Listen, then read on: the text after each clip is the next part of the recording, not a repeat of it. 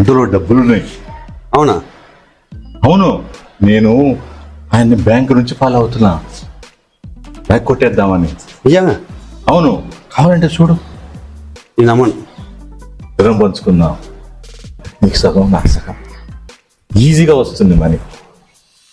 వద్దు సార్, వద్దు, తప్పది.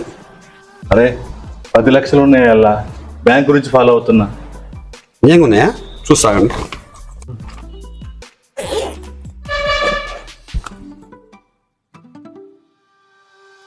అవును, నిజమే, డబ్బులు ఉన్నాయి. 10 లక్షలు?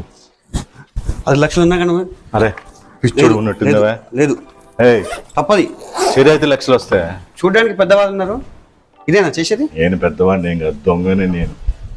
లేదు. హలో, మర్యాద చెప్తున్నాండి, పోండి, ఇక్కడి నుంచి పోండి, పోలీసులను పిలుస్తా. ఎంత స్వార్థం లేదా నీకు? పోలీసులకు ఫోన్ చేయమంటారా? బతకాలని లేదా? వద్దు సార్, తప్పది.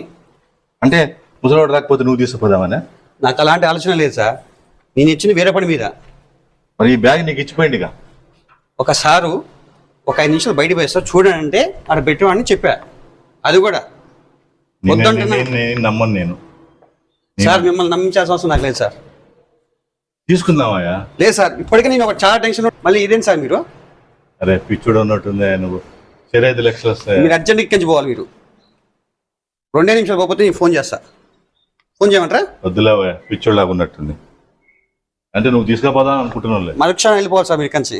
వద్దులే, పోవా, వెళ్ళిపోవాల్సిందే. పోవా. నేను ఆడు చూస్తూనే ఉంటాను. నేను ఉన్న టెన్షన్ తిరిగిపోతుందంటే మరీ ఎందుకైనా మంచిది ఈ బ్యాగ్ మొత్తం రాసి